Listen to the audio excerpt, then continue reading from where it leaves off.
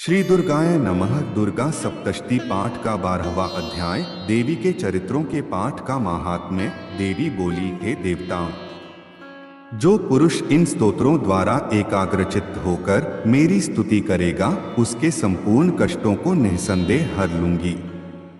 मधुकैटभ के नाश, महिषासुर के वध और शुंभ तथा निशुंभ के वध की जो मनुष्य कथा कहेंगे, मेरे महात्म्य को अष्टमी, चतुर्दशी व नवमी के दिन एकाग्रचित्त से भक्तिपूर्वक सुनेंगे, उनको कभी कोई पाप न रहेगा। पाप से उत्पन्न हुई विपत्ति भी उनको न सताएगी, उनके घर में दरिद्रता न होगी और न उनको प्रियजनों का बिछोह होगा, उनको किसी प्रकार का भय न होगा।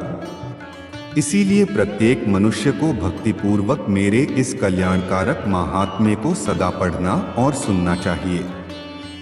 मेरा यह महात्म्य महामारी से उत्पन्न हुए संपूर्ण उपद्रवों को एवं 3 प्रकार के उत्पातों को शांत कर देता है। जिस घर व मंदिर में या जिस स्थान पर मेरा यह स्तोत्र विधि पूर्वक पढ़ा जाता है, उस स्थान का मैं कभी भी त्याग नहीं करती और वहां सदा ही मेरा निवास रहता है। बलिदान, पूजा, होम तथा महोत्सवों में मेरा यह चरित्र उच्चारण करना तथा सुनना चाहिए। ऐसा हवन या पूजन मनुष्य जानकर या बिना जाने करे, मैं उसे तुरंत ग्रहण कर लेती हूँ और शरद काल में प्रत्येक वर्ष जो महापूजा की जाती है, उनमें मनुष्य भक्तिपूर्वक मेरा यह महात्म्य सुनकर सब विपत्तियों से छूट जाता है और धन, धान्य तथा पुत्रादि से संपन्न हो जाता है। और मेरे इस महात्म्य व कथाओं इत्यादि को सुनकर मनुष्य निर्भय हो जाता है और महात्म्य के श्रवण करने वालों के शत्रु नष्ट हो जाते हैं तथा कल्याण की प्राप्ति है और उनका कुल आनंदित हो जाता है।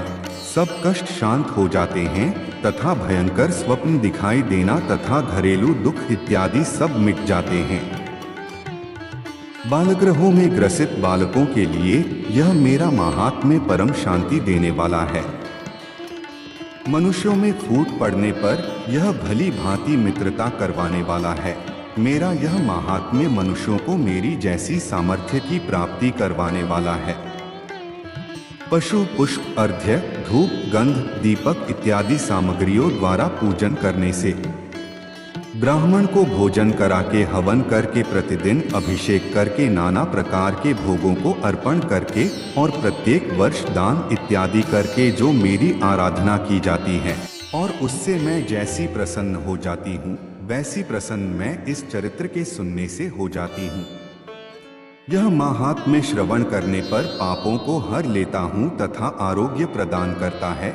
मेरे प्रादुर्भाव का कीर्तन दुष्ट प्राणियों से रक्षा करने वाला है, युद्ध में दुष्ट दैत्यों का संहार करने वाला है। इसके सुनने से मनुष्य को शत्रुओं का भय नहीं रहता।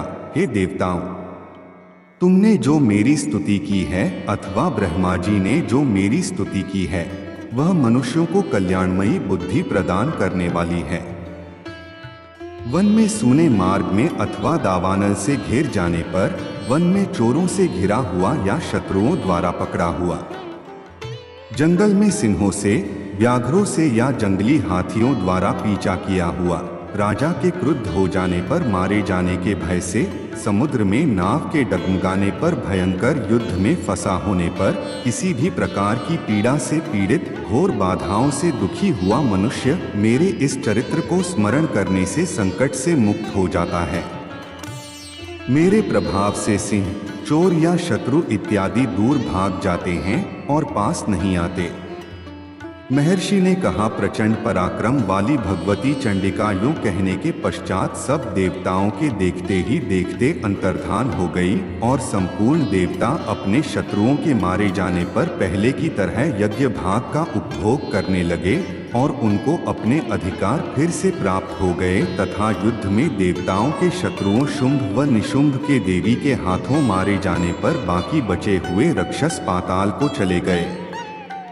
हे राजन, इस प्रकार भगवती अंबिका नित्य होती हुई भी बार बार प्रकट होकर इस जगत का पालन करती है, इसको मोहित करती है, जन्म देती है और प्रार्थना करने पर समृद्धि प्रदान करती है। हे राजन, भगवती ही महाप्रलय के समय महामारी का रूप धारण करती है और वही संपूर्ण ब्रह्मांड में व्याप्त है, और वही भगवती समय समय पर महाकाली तथा महामारी का रूप बनाती है और स्वयं अजन्मा होती हुई भी सृष्टि के रूप में प्रकट होती है। वह सनातनी देवी प्राणियों का पालन करती है और वही मनुष्य के अभ्युदय के समय घर में लक्ष्मी का रूप बनाकर स्थित हो जाती है तथा अभाव के समय दरिद्रता बनकर विनाश का कारण बन जाती है। पुष्प, धूप और गंध आदि से पूजन करके उसकी स्तुति करने से वह धन एवं पुत्र देती है और धर्म में शुभ बुद्धि प्रदान करती है।